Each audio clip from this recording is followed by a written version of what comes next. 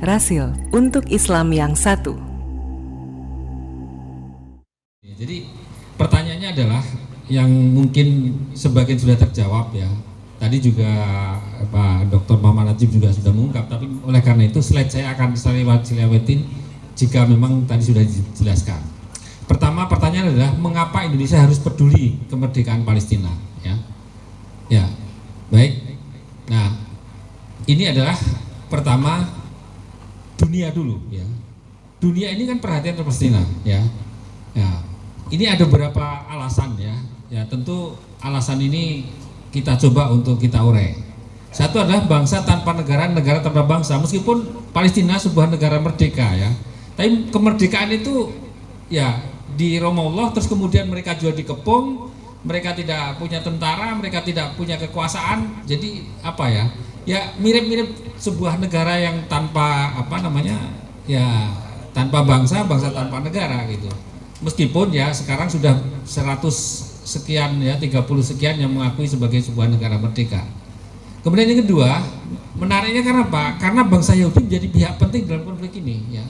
Karena apa? Karena Yahudi juga menguasai diplomasi di dunia, khususnya negara Amerika ya, dan negara-negara besar dunia yang lainnya. Kemudian yang ketiga adalah wilayah strategis.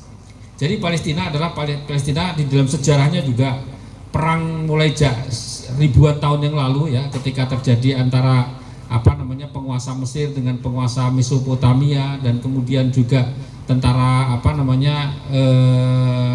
Yunani ketika masuk di situ dan sebagainya, kemudian terjadi perang salib dan sebagainya. Ini adalah wilayah yang sangat penting sekali. Oleh karena itu kalau seandainya dulu ya ketika bangsa Israel ingin mendirikan negara di Uganda ya, dan itu terjadi, mungkin nggak terlalu sepenting ini gitu. Ini karena wilayahnya. Dan yang terakhir adalah penguasaan Hamas terhadap jalur Gaza. Ini juga dianggap apa? Karena Hamas sendiri sudah dinyatakan oleh Amerika sebagai bagian daripada garis keras ya, bahkan terorisme mereka mengatakan, sehingga menjadi menarik untuk dibicarakan ya. Lanjut Mas. Nah, mengapa beberapa tahun terakhir dunia kurang perhatian terhadap Palestina? Tadi sudah disinggung ya, tapi mungkin sebagian ini ya tadi tentang perpecahan dari dalam Palestina sendiri ya, antara Hamas dengan PLO, yang PLO sendiri sudah bersatu dari faksi-faksi yang ada, sudah bersatu, kemudian menyatu lagi Hamas kan gitu ya, dan kemudian sekarang mau bersatu belum jadi juga kan gitu sampai sekarang ya, banyak sekali permasalahan yang belum selesai. Nah, sedangkan negara kan bahkan yang mengatasnamakan gerakan Islam kan ada itu ya, beberapa negara Arab seperti Tunis kan itu yang menangkan gerakan Islam waktu itu, Rashid Ghannouchi ya, Ikhwan Muslimin juga. Tapi kenapa kok mereka tidak perhatian terhadap Palestina sekarang? Karena mereka sibuk dengan dirinya sendiri. Tadi udah singgung juga, mereka mengurusi sendiri permasalahan sendiri dalam negeri ya, apalagi negara-negara yang perang tadi udah disebutkan ya. Kemudian langkah-langkah untuk mendapatkan perhatian dunia ya, ini antara lain ya nanti kita diskusikan. Yang pertama adalah menyatu dulu antara Hamas sama PLO, Fatah ya. Kemudian mengedepankan kepentingan Palestina daripada kelompok ya. Kita pikir Palestina secara besar ya. Karena kalau masih memikirin masing-masing tidak akan pernah ada sebuah persatuan. Yang ketiga adalah reformasi dalam organisasi pembebasan Palestina secara menyeluruh. Tentu harus dilihat secara ulang ya. Bagaimana ini kepentingan bersama harus didahulukan ya. Lanjut. Nah, tadi mengapa penting? Nah, ketika Indonesia menyatakan merdeka ya, pertama kali yang mengakui adalah Palestina. Memang waktu itu Palestina belum ada negara tersebut, tapi adalah ya reklamasi. Nah, ketika Soekarno-Hatta menyatakan proklamasi tahun 1745, semua menyadari ya perlu adanya sebuah pernyataan dari negara-negara lain untuk mendukung berdirinya negara Indonesia. Nah, tokoh pertama kali yang menyatakan dukungan kepada Pak Indonesia adalah tokoh dari Palestina yang waktu itu ada di sedang ada di Jerman, yaitu Mufti Muhammad Amin Al-Husaini atau Syekh Muhammad Amin Al-Husaini. Beliau waktu itu menyatakan dan mendukung kemerdekaan Indonesia pada tahun 1944 ya, 4 September melalui radio Berlin berbahasa Arab ya, waktu itu ada di Berlin. Para hadirin, kemarin saya barusan datang dari Leiden ya, dan diskusi di sana panjang lebar. Di sana juga ada sebuah gerakan jadi di dalam Belanda sendiri yang menggugat pemerintah Belanda karena sampai sekarang pemerintah Belanda itu belum menyatakan atau mendukung kemerdekaan Indonesia 45 sampai sekarang ini. Jadi sebetulnya kemerdekaan Indonesia sendiri itu masih minus ya, sebetulnya masih minus ya. Mungkin Pak Muhammad Najib juga tahu. Kemarin kita juga melakukan diskusi di sini FGD, kita kumpulkan dari teman dari Kemlu, dari ahli sejarah kita, dari prodi sejarah. Itu adalah sebuah kenyataan. Karena apa? Karena kalau Belanda mengakui kemerdekaan 45 itu juga dampak hukumnya panjang. Karena antara 45 sampai 49 itu ada pembantaian besar-besaran oleh pemerintah Belanda terhadap bangsa Indonesia. Kalau itu dia mengakui 45, akan terjadi sebuah kriminalitas pemerintah Belanda terhadap bangsa Indonesia yang telah berdiri secara diakui oleh dunia. Nah, ini sampai sekarang tidak terjadi ya. Jadi itulah ya, nanti di tempat lain kita diskusikan. Nah, kemudian Syekh Muhammad Al-Hasini tadi menyambut kedatangan delegasi panitia pusat kemerdekaan Indonesia di Mesir. Nanti ada fotonya ya. Kemudian apa yang terjadi juga kalau kita menyumbang melalui AWG, melalui teman-teman aktivis yang lain menyumbang kepada masyarakat Palestina, itu pada zaman itu namanya Muhammad Ali Thohir, seorang saudagar kaya Palestina, spontan menyerahkan seluruh kekayaannya kepada pemerintah Indonesia untuk mendukung kemerdekaan Indonesia. Jadi kalau kita lihat seperti itu memang sudah sewajarnya kita membantu mereka ya. Nah, setelah itu dukungan mengalir baru dari Syria, Irak, Lebanon dan Saudi Arabia dan beberapa negara yang lain ya. Lanjut. Nah, itu ketika tadi ada Amin Husseini di sini juga hadir ya, itu berkumpul dengan Muhammad Hatta di Mesir. Beliau terbang ke Mesir ya. Gitu. Nah, berkumpul dengan para tokoh waktu itu ada Abdul Karim dari Maroko, ada wakil dari Aljazair dan juga ada Amin Hussein di Palestina dan beberapa pemimpin yang lain. Lanjut. Nah, juga ini dalam pertemuan Menlu ya, Menlu Arab Saudi dan Amin Husseini di sampingnya. Lanjut. Terus. Nah, melalui apa atau melalui mana Indonesia sebaiknya membantu. Nah, kita membantu bisa people to people ya, bisa G2G ya. Nah, kita juga mempunyai organisasi OKI ya, organisasi bersama antara negara-negara Islam ya, konferensi Islam. Tetapi memang keanggotaan Indonesia ini karena tidak ada perwakilan dari Kemlu ya, seharusnya ada salah satu dari Kemlu ya. Tapi Pak Najib saya kira sangat memahami betul karena dulu pernah jadi Komisi 1 Pak ya. Ya, saya kira paham betul. Kita juga di OKI itu juga perannya juga tidak terlalu kuat. Kita di keanggotaan OKI memang termasuk pendiri, tetapi kita tidak punya jabatan penting di OKI. Ya, yang punya jabatan penting ya Turki sama Saudi ya. Jadi seakan-akan ya OKI itu adalah Saudi gitu. Jadi apapun yang diputuskan Saudi adalah itu OKI. Nah, kita tidak punya suara yang kuat di situ.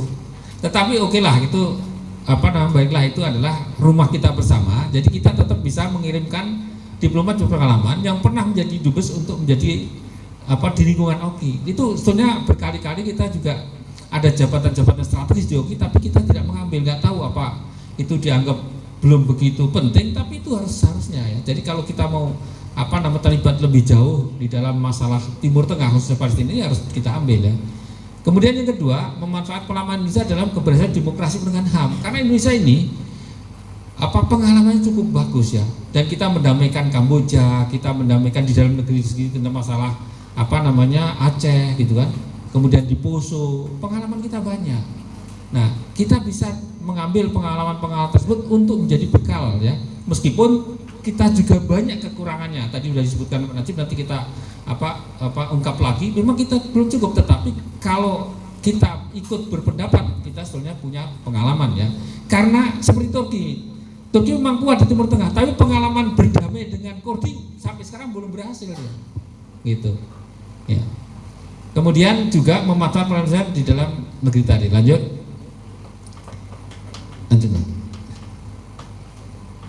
Nah, melalui konferensi Asia Afrika kita beberapa kali dan secara berkelanjutan ada konferensi Asia Afrika, kita sudah melakukan bantuan karena juga ada keputusannya adalah Minister Conference Capacity Building for Palestina ya, itu sejak tahun 2008 sampai 2013 kita membantu karena waktu itu diputuskan 5.000 kalau nggak salah untuk membantu para official Palestina untuk dilatih keterampilan-keterampilan dalam berbagai hal.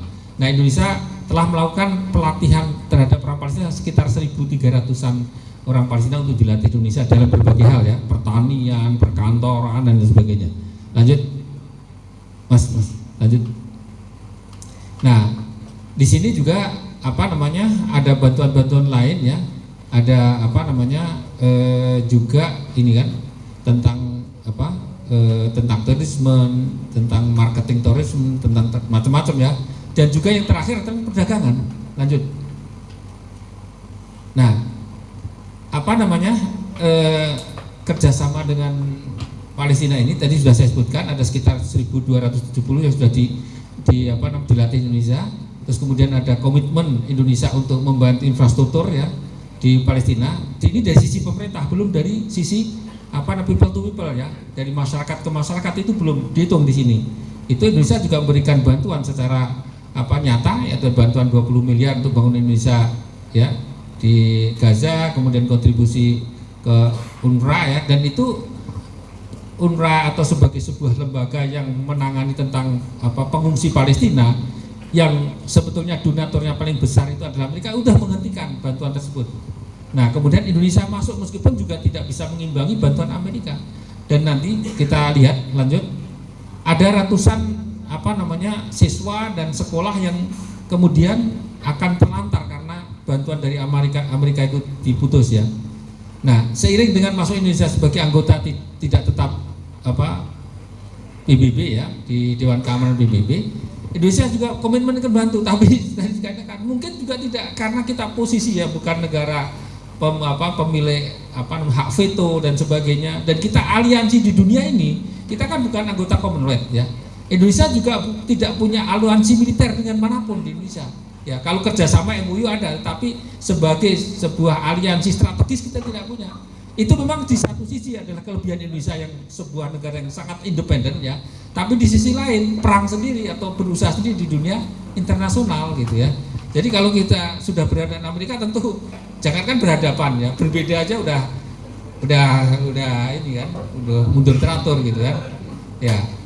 Ya, kecuali untuk hal yang sangat prinsip mungkin kita baru berani ngelawan ya. Ya. Terus lanjut. Nah, ini tadi ya hubungan people to people ya, tetapi mungkin harus ada sebuah mapping kembali. Yang pertama adalah mengkoordinir bantuan masyarakat kepada masyarakat Palestina. Karena apa? Karena kasus-kasus yang sudah berjalan minta bantuan di sini mau disumbangkan di Timur Tengah akhirnya masuk ke wilayah-wilayah yang menjadi permasalah, yaitu para terorisme yang disumbang di sana ya, atau para orang-orang yang berperang di antara umat Islam sendiri. Akhirnya kita memberikan bantuan semakan menguncurkan bensin kepada peperangan yang terjadi di Timur Tengah. Ada itu dan bukti-buktinya ada gitu. Nah, ini agar ya bantuan ini bisa terkontrol dengan baik ya, kemudian disalurkan kepada tujuan yang benar ya. Nah, yang ketiga adalah membuat strategi dan peta bantuan, dan yang ketiga membuat roadmap bantuan masyarakat Indonesia. Jadi kalau bantuan ini apa yang terpenting yang dibutuhkan itu apa? Kemudian selanjutnya adalah kemudian apa yang lebih penting kemudian secara berurutan, sehingga bantuan ini memberikan dampak yang lebih luas terhadap saudara-saudara kita di Palestina ya. Lanjut. Nah, kondisi terkini Palestina ya. Jadi tadi mungkin memang sudah ada 100 sekian negara yang mengakui ya. Dan ada sebagian beberapa negara Eropa yang parlemennya ya mengusulkan agar pemerintah yang mengakui, dan artinya gerakan positif ya. Lanjut.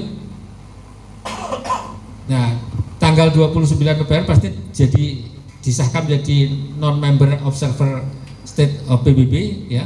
Kemudian 30 September pendiri Palestina juga sudah boleh berkibar di PBB ya, New York. Palestina juga merupakan anggota UNESCO dan selanjutnya. Lanjut ya. Nah, juga ada kemajuan-kemajuan ya. Tetapi ya pada tanggal 6 Desember 2017 ya, Trump tidak lagi bertindak sebagai honest broker ya. Dulu kan Amerika ini broker kan, berusaha melakukan perdamaian ya, sebagai broker perdamaian antara Palestina dan Palestina. Meskipun brokernya ini agak berat sebelah gitu ya. Tetapi kalau sekarang jelas dia bukan hanya berat sebelah, sekarang sudah menyatakan bahwa dia memutuskan Yerusalem sebagai ibu kota Palestina, Israel kan gitu. Jadi dia udah, dan kemudian dia memutuskan two state solution itu bukan lagi, dia menawarkan ya udah jadi satu aja gitu. Nah ini adalah di luar kesepakatan menabrak semua resolusi PBB dan keputusan Majelis Umum PBB. Jadi ya sekarang aturan-aturan sudah tidak dipakai lagi ya. Ya lanjut. Nah begitu juga diikuti oleh negara lain ya. Ya kemudian seperti saya katakan tadi, bantuan yang cukup besar kepada UNRWA tadi kemudian diputus, yaitu sebesar 364 juta ya. Nah ini akan berakibat pada kesulitannya anak-anak Palestina, jumlahnya 511.000 yang sedang mengikuti pendidikan, dan juga jumlah sekolah 645 sekolah, dan ada sekian klinik ya, dan sekian ribu pasien akan kesulitan ya. Nah ini memang menjadi masalah kita bersama. Ini tidak bisa diselesaikan dalam seminar ini. Memang penyelesaiannya juga harus dalam bentuk bantuan ya. Indonesia sudah menyatakan membantu, komitmen bantu, tapi memang jumlahnya juga tentu tidak cukup ya. Lanjut. Ya. Nah yang terakhir itu sudah disinggung tadi. Di Bahrain tanggal 25 Juni itu kumpul beberapa negara Arab ya, yang menyatakan bahwa Amerika ingin membantu pertumbuhan ekonomi dan pembangunan di wilayah Palestina, tetapi melupakan ya kemerdekaan bangsa Palestina, bahkan melupakan hak-hak politik dan hak-hak asasi Palestina sendiri. Jadi seakan-akan semua itu akan diselesaikan dengan masalah ekonomi, dan itu juga belum tentu benar gitu kan. Apakah itu cuma sekedar ungkapan saja mungkin, tapi jelas hal itu diungkapkan pada pertemuan Bahrain yang disebut dengan Safqatul Quran tadi. Itu judulnya saja ya. Lanjut. Nah ini Pak Jokowi tadi sudah dikatakan bahwa dukungan kita tidak pernah berubah, mulai dari rakyat, pemerintah dulu sampai sekarang. Lanjut. Dan ini saya kira gambar-gambar selanjutnya, lanjut terus saja berjalan sambil berjalan. Nah ini sebagian sebagian masyarakat Palestina yang mendapatkan capacity building atau pelatihan di Indonesia, dan ini adalah dukungan rakyat Palestina terhadap kemerdekaan Indonesia. Saya kira sangat dekat sekali dengan kita. Lanjut. Ya di sini. Jadi gini, saya akan mengakhiri apa yang kita lakukan di sini dan kita baca dari perkembangan di Timur Tengah tadi sudah diungkap oleh Pak Muhammad Najib, tetapi saya mengungkap 1-2 hal saja. Suatu ketika pemerintah Indonesia diminta untuk mendukung Saudi ketika membentuk aliansi negara-negara Islam di dalam menentang terorisme. Menteri Luar Negeri ditelepon, ketika ditawari untuk mendukung itu tentu Menteri Luar Negeri kita Bu Retno setuju, karena judulnya bagus gitu kan, Aliansi Negara-Negara Islam untuk melawan terorisme. Setuju. Kemudian ketika diumumkan disebutkan negara-negara menjadi anggota, yaitu sekitar 34 negara. Kemudian disebutkan Indonesia termasuk. Indonesia teriak, kami setuju tapi tidak termasuk anggota. Kenapa? Salah seorang dai kita, dai Indonesia, dia seorang yang terhormat dan seorang pinter, tetapi urusan politik lain. Ya. Indonesia paham, Indonesia ini negara yang sebetulnya dalam politik ya itu jeli, mulai zaman Pak Karno sampai sekarang.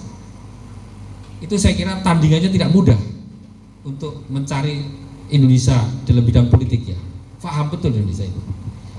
Karena apa? Karena ketika setelah Menteri Luar Negeri telepon Bu Retno tadi, saya sebagai salah satu tokoh masyarakat diundang juga oleh Bu Retno untuk sarapan pagi. Biasanya Bu Retno kalau akan memutuskan hal-hal yang besar dengan Timur Tengah, dengan negara lain, itu ada tokoh-tokoh yang diundang. Saya udah beberapa kali diundang secara pagi ngobrol gitu kan.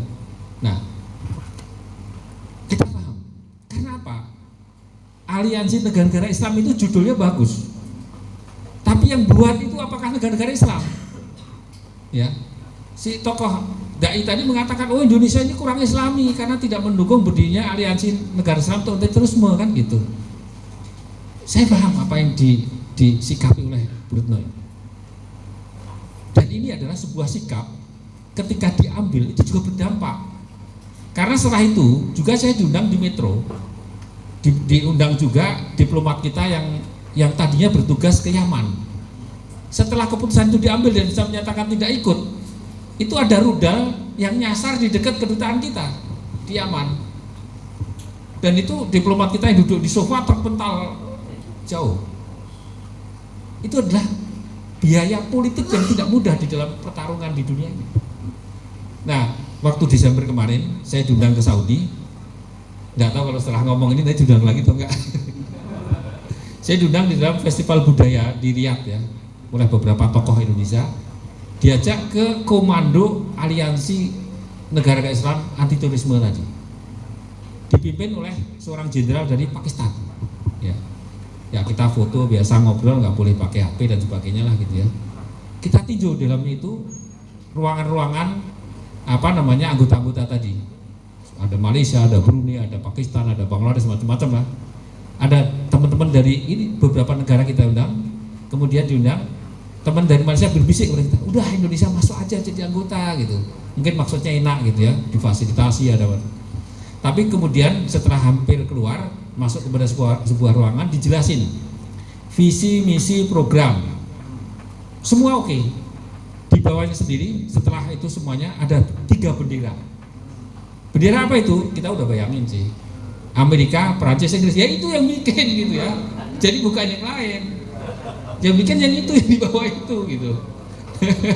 Jadi ya kalau kita ikut di situ, itu bukan ikut dengan negara Islam, tapi ikut tiga bendera tadi. Iya, jadi gitu loh. Jadi seperti Pak Muhammad Najib, hati-hati di Timur Tengah ini permainan begitu panjang. Satu lagi mohon izin. Sekarang ini kita ini kalau melihat yang namanya Al Jazeera, ya, itu adalah sebuah media televisi yang seakan-akan terdepan di dalam membantu umat Islam dan sebagai gerakan Islam garis keras, ya kan gitu. Kenapa bisa wawancara dengan Bin Laden segala macam? Kemudian di situ juga melindungi tokoh-tokoh Islam yang sedang berseteru dengan pihak lain seperti Yusuf Qaradawi, ada banyak lah di situ juga difasilitasi dan Tapi apakah kemudian kita percaya? Dan kebanyakan percaya. Bahkan bukan di sini saja, di Timur Tengah juga begitu. Padahal siapakah si Al Jazeera itu? Inggris, mesinnya Inggris, fasilitas Inggris, kru-krunya dari BBC ditempatkan di Qatar. Oleh karena itu pergolakan Timur Tengah motornya adalah ini kemarin. Judulnya adalah mengangkat gerakan Islam untuk bisa naik pada posisi penting, padahal di situ menghancurkan Timur Tengah secara keseluruhan. Jadi Timur Tengah mundur 50 tahun karena pusat peradaban itu ada di Irak, ada di Syria, ada di Mesir. Kalau Ikhwan menyatakan perang terhadap Sisi, itulah yang ditunggu oleh orang-orang yang ingin kehancuran di Mesir itu. Cuma untuk mengunci ini seakan-akan kenapa di situ Inggris ya berperan dan Amerika berperan. Ini juga yang membuka rahasia kenapa Saudi memblokade Qatar. Padahal seakan-akan sama-sama Amerikanya. Karena di dalam Qatar itu ada pangkalan Amerika dengan 10.000 tentara, kok diblokade oleh Saudi. Suatu ketika tahun 2003 ketika Irak itu diserang oleh Amerika, saya tampil di Metro bersama dengan Richard Gosni, dubes Inggris aktif di Jakarta. Nah, ketika ditanya si dubes tadi, kenapa Amerika nyerang Irak, tentu jawabannya normatif, sesuai dengan yang disampaikan oleh Amerika dan sebagainya. Saya tentu menjawabnya lebih akademis ya. Ketika keluar minum teh itu, deketin itu nggak ada orang lain. Dia bilang Amerika itu nyerang Irak itu cuma sasaran antara. Nanti juga Iran akan sasaran juga, dan itu juga sasaran antara. Sebetulnya Amerika menginginkan Asia Tengah karena di situ kaya mineral. Jadi Inggris juga sebetulnya ada persaingan dengan Amerika untuk hal tertentu. Dan ini tidak kebaca oleh kita karena apa? Kita orientasinya akidah. Kalau sudah percaya nggak boleh meragukan. Ini kelemahan kita. Di satu sisi kita imannya kuat kepada Allah, tapi iman kepada manusia kuat juga, ini salah. Ya, kalau dalam politik nggak boleh, iman itu nggak boleh. Nah, seperti tadi Qatar ini juga kenapa dikendalikan? Inggris itu bermain di Timur Tengah karena Ikhwan dulu juga ketika berdiri pertama kali dibantu oleh Inggris juga. Sudah dihitung dia 10 tahun, 20 tahun kemudian Ikhwan akan benturan dengan kekuatan lain, dia akan carikan tempat untuk berlindung. Jadi ini penutup dari saya bahwa disinilah kita harus berpikir. Tadi sudah diingatkan oleh Pak Najib, hati-hati, ya, hati-hati, ya. Tetapi baiklah kita bersama-sama tetap mendukung Palestina karena itu memang harus ke sana, tetapi dengan penuh kehati-hatian. Terima kasih. Assalamualaikum warahmatullahi wabarakatuh.